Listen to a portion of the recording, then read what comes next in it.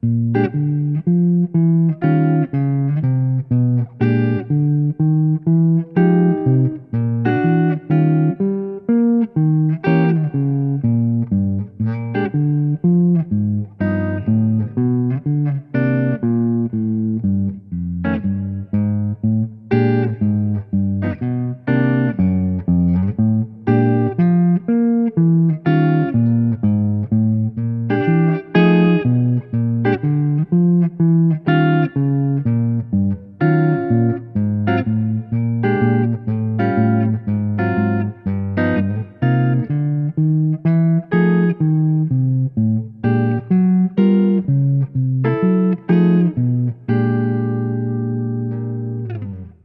this video, I'm going to be talking about walking bass, specifically how to get started with that kind of walking bass plus chords, jazz accompaniment kind of a style.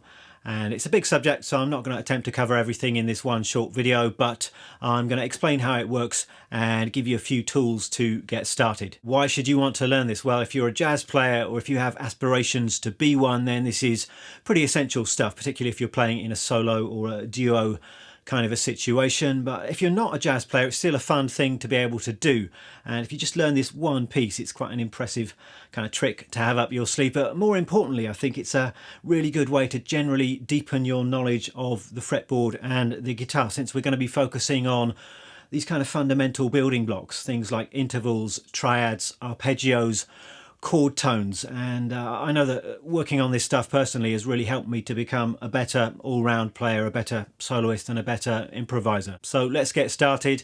This video is going to be based on a jazz blues in the jazz approved key of B flat, and it's going to start simple, but then I'm going to work my way onto a few more advanced concepts. So let's go. So what is a walking bass line? And I'm sure all of you will recognize it when you hear it.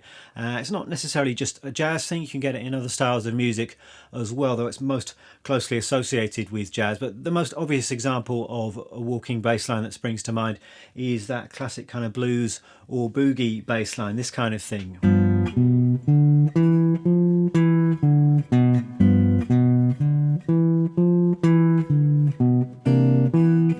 I'm sure all of you have heard that before. And what defines a walking bass line then? And really it's all about quarter notes. We're playing 4 quarter notes per bar, and generally speaking it's going to be 4 different notes in each bar, and that's going to give you some movement and flow and melody. That's the main characteristic of these walking bass lines. I think in a lot of other styles of music, pop and rock music for example, bass lines are often quite static. You're repeating the same note on each chord change, not always, but quite often. But in jazz you've got a lot more movement going on. So what notes do you use to make up a walking bass line? And there are lots of options here. I'm not going to explore all of them in this video, but the main 3 choices that you've got, I think, are number 1, chord tones and arpeggios, and then you can use scale tones or notes from the key, and finally you've got chromatic connecting tones, and very often walking bass lines are a combination of all 3 of those things. Let's see how this works on the guitar then, and I think the best way to do this is in some kind of context. So I'm going to be working with this 12-bar jazz blues in B flat. I'm going to start with a slightly simplified version, and then I'm going to add in some more advanced devices. So we're going to start on the 1 chord on the B flat, and generally speaking with a walking bass line you're going to start with the root note of whatever chord you happen to be on. So in this case we're going to start with a B flat or B flat 7, and let's build our bass line first, and then we can add in some of the chords on top of that. And generally with walking bass lines on the guitar you're going to be playing the bass line on the lowest few strings, so generally strings 5 and 6. Occasionally I might play some notes on string 4 as well, but we're going to start with this B flat note here, 6th fret on the low E string. So we've got beat 1 covered there. We've got 3 more beats in this bar, so the obvious thing to do would be to play some chord tones. So we could go up to this D note here, this is the 3rd, and then we've got the 5th here. So we've got the D on beat 2 and the F on beat 3, just walking up a B flat major arpeggio. And we could go back to that D note on beat 4, and then we're heading to the next chord. So in bar 2 we're changing to the 4 chord, so an E flat 7 of some kind, and then we need to hit that root note on beat 1. So far we've got, so into bar 2 we could do the same thing. We could just go up an arpeggio, this time an E flat major arpeggio like that. We could actually go down the arpeggio, so instead of going root, 3rd, 5th like that, we could go root, down 2 frets to the flat 7, then we've got the 5th there, and we could continue on down to the 3rd, this G note at the 3rd fret there, so something along those lines. So that's the first couple of bars. And then we're back to the 1 chord again. Let's keep it simple, let's just do the same thing. So let's do our arpeggio here.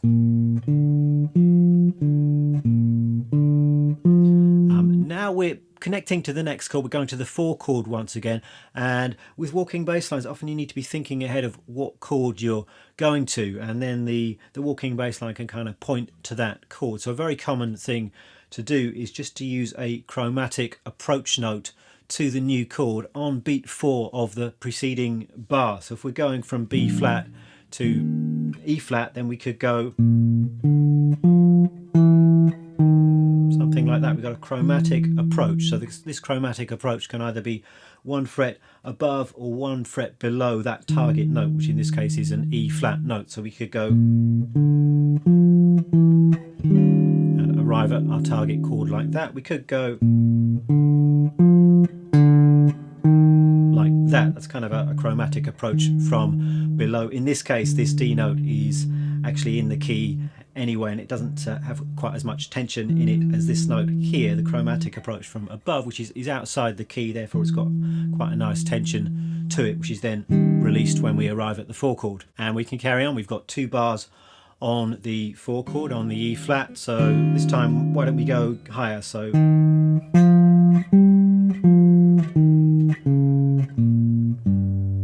kind of moving up and then down there. One option you've got is to use some scale tones. So here actually I'm going from the root to the 2nd and the 3rd. I've got the 2nd in there as well, so a non-chord tone, but it's in the key. It sounds nice and smooth. Back to the root and then going down the arpeggio as before.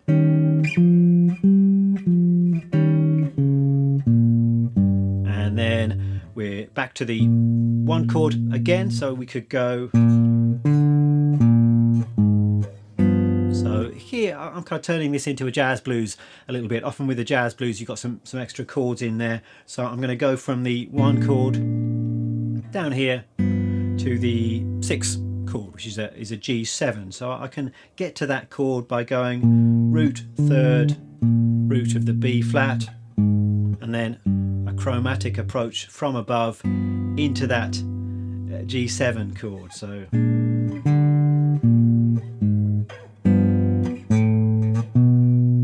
just walking up from there, root, 2nd, 3rd, and then the 5th, and then to finish off I've got a 2-5-1, a typical kind of jazz thing. So I'm going from C minor 7, F7, back home to the 1. And as far as the walking bass line goes, perhaps we could do something like this.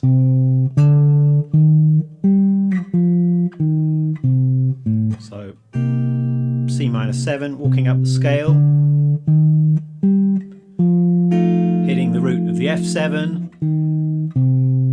down the arpeggio. It's the same arpeggio that we used on the E flat 7 earlier, and then back home to the 1 again, and we can have a little turnaround there. So just walking up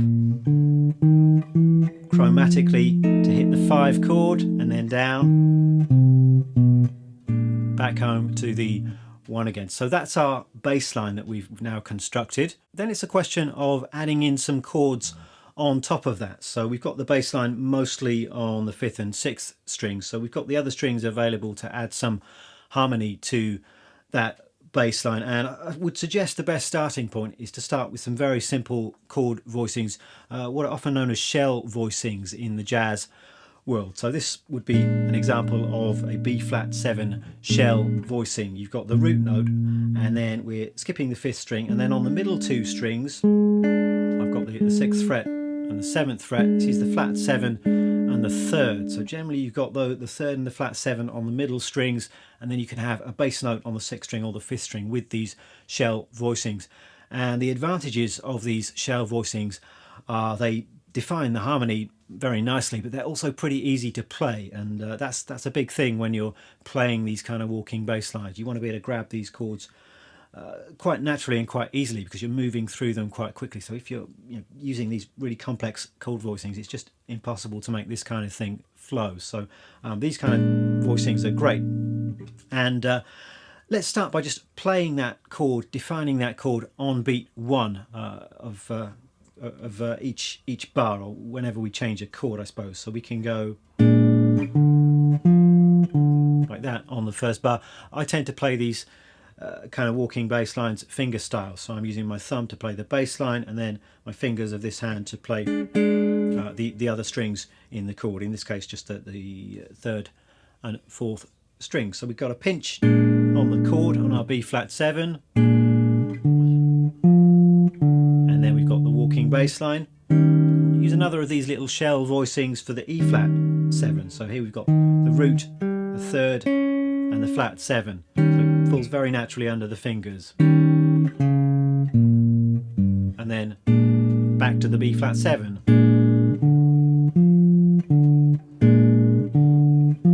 And one thing I should mention is the importance of fingering when you're putting together these walking bass pieces. It's got to be smooth, this stuff, so you might end up using some fingerings which are perhaps a little bit unusual. So perhaps for that B flat 7 shell voicing I might play it like that, so fingers 2, 3 and 4, and that leaves my first finger free to smoothly get to the 3rd.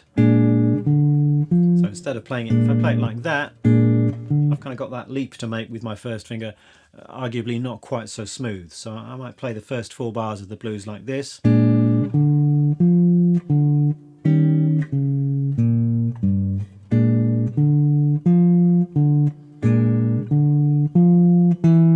Then we're heading to the E flat 7, the same shape.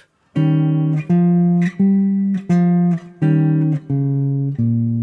you can hear how on the 1 of each of those bars I'm just pinching the chord.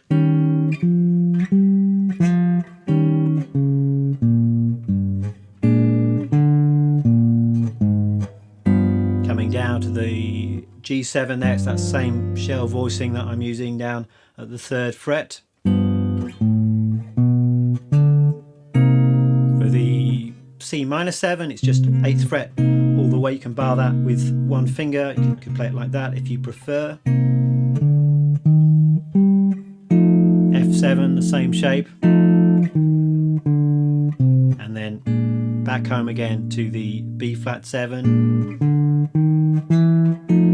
F7, and then back home again. So that's a nice simple starting point. I suggest beginning with that, just working on that till it's smooth and flowing, and then we can start to make things a bit more interesting. And perhaps you might like to inject a little bit more rhythm. At the moment we're just playing on the quarter note, and it feels a bit kind of wooden. I think you're not getting any sense of that jazz swing. You only really get the sense of swing when you've got the upbeats in there, those swung upbeats. So a very common thing to do would be, instead of always playing those chords on beat 1, you might play them on an upbeat, and very often you will place that on the and of 1. So that would sound like this. You'd have,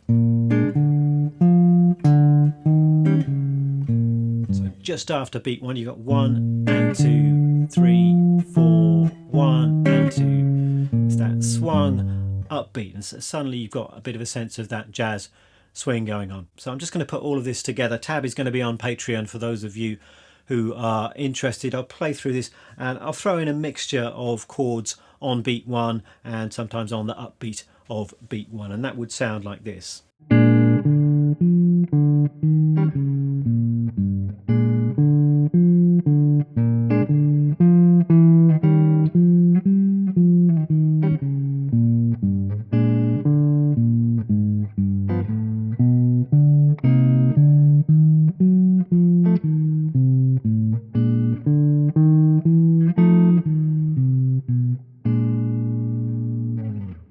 shall we make things a little bit more sophisticated?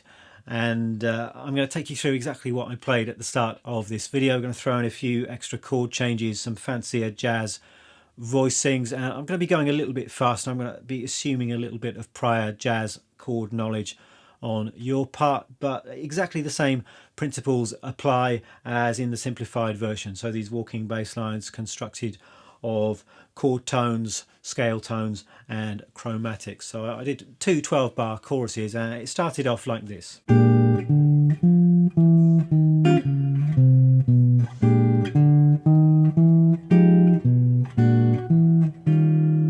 So starting off on the one chord, and this time instead of that shell voicing I'm playing a B flat 13. So one of the great things about these shell voicings is you can also add in some extra colour notes on the second string. So here I'm just adding in this G to give a nice jazzy B flat 13 chord, and then the bass line, arpeggio, chromatically connecting to the 4 chord, and again I'm adding in a colour note on the B string. This time it's the 9th. So it's an E flat 9th chord here. And just descending back to the 1 chord again. So it's a kind of combination of arpeggio, scale tone, chromatic, back to the 1 again. And then here I'm connecting back to the 4 chord. I'm throwing in some extra chords here. So I've got a 2-5-1 that's leading us to the 4 chord. So the chords that I'm using here are an F minor 9, again shell voicing, plus the 9th, to B flat 7 with this flat 13 or sharp 5, going to the 4 chord to the E flat 9. So this chord here is technically it's functioning as a secondary dominant. It's the 5 of the 4. It's quite a common jazz device. And then I'm just connecting the bass line with some chromatics here. When you've just got 2 beats on each of the chords, the walking bass line is actually really easy. You've got the root notes, and the in-between notes are just going to be chromatic approaches to the new chords. So we've got root, chromatic approach, root, chromatic approach, and then the root again. So it's a nice smooth sound. So hitting the 4 chord there, and I'm continuing.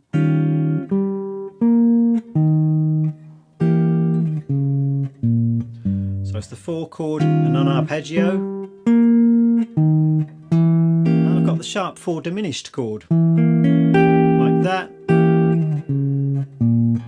coming down a diminished arpeggio back to the 1, chromatic approach to that G7, and I think I'm probably throwing in that sharp 5 on that chord as well. So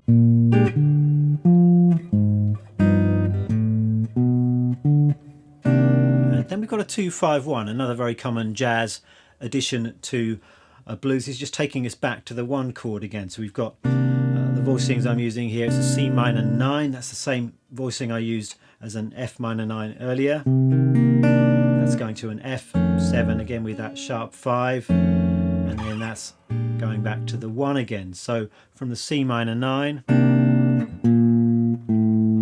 coming down the scale to hit the root of the 5 chord, and then you want to arrive at that B flat there. So various different ways you could do it. So maybe just go chromatically up to that 1 chord, and then we've got a little turnaround, and a sort of typical jazz turnaround would be 1, 6, 2 and 5, using those same voicings. So B flat 13, G7 with a sharp 5, C minor 9, F7 with a sharp 5, and because we've got 2 beats on each of those chords, we can just simply connect them together with those chromatics. So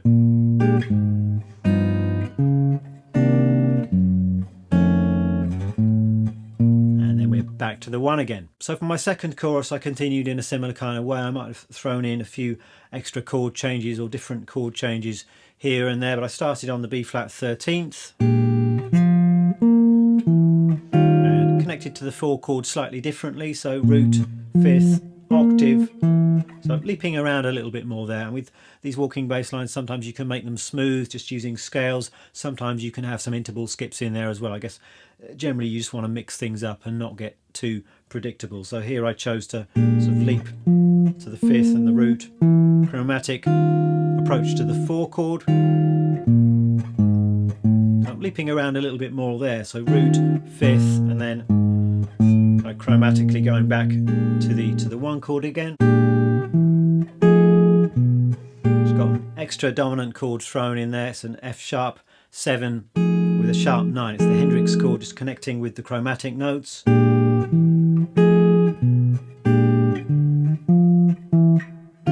hit the 4 chord, down the arpeggio. Then I've got this. Another 2/5 approach. This time though I've got an E flat minor 9, A flat 13, going back to the 1 chord. This is what's sometimes referred to as a backdoor progression. This is a backdoor dominant, so it's approaching the 1 chord from 2 frets below. And then we hit the 1 chord. I think this time round I just did a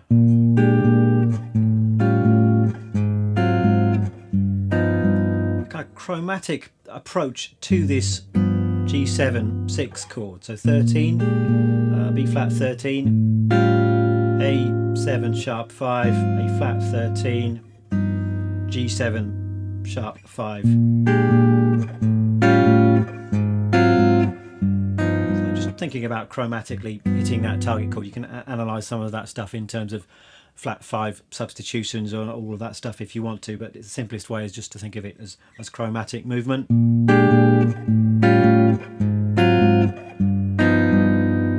And then we've got the 2-5-1, so this time I'm going to play a C minor 11. This is a beautiful chord.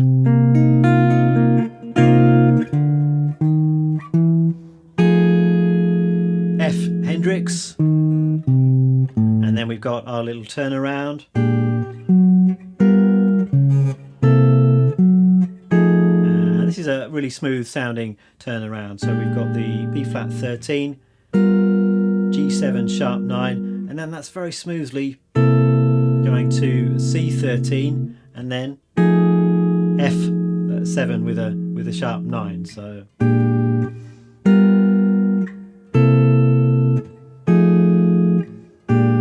dominant chords there. It's a very useful kind of turnaround. Again, easy just to add the walking bass line there just with those chromatic notes.